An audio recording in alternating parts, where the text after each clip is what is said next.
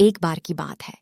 एक शांतिपूर्ण गांव में राज नाम का एक दयालु पिता और उसकी प्यारी बेटी माया रहते थे। उनके बीच एक मजबूत रिश्ता था और वे अपनी ईमानदारी के लिए जाने जाते थे। एक धूप भरी दोपहर में राज ने माया के साथ पास के जंगल में टहलने का फैसला किया। जब वे जंगल में टहल रहे थे तो उन्होंने मकड़ी के जाल में फंसी एक खूबसूरत तितली को देखा। उसके पंख आजाद होने की कोशिश में बुरी तरह फड़फड़ा रहे थे। माया ने अपने पिता की ओर देखा और कहा, पिताजी, हमें उस बेचारी तितली की मदद करनी चाहिए।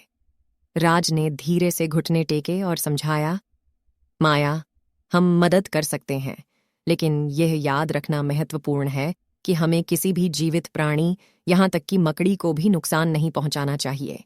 आइए किसी को नुकसान पहुंचाए बिना तितली को मुक्त करने का एक तरीका खोजें। माया ने सहमति में सिर हिलाया और वे विचार मंथन करने लगे।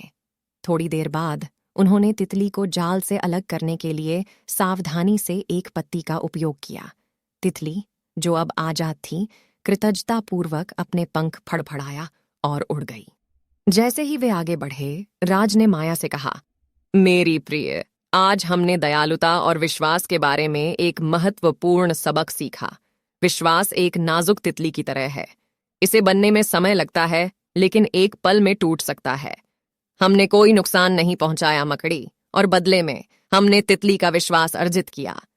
माया को अपने पिता की सीख समझ में आ गई। उसने महसूस किया कि विश्वास मूल्यवान है और इसे तितली के नाजुक पंखों की तरह ही सावधानी से संभालना चाहिए।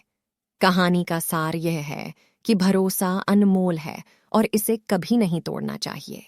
इसे बनाने में समय लगता है और इसे देखभाल और दयालुता से संभालना चाहिए, जैसे राज और माया ने तितली और मकड़ी के जाल के साथ किया था।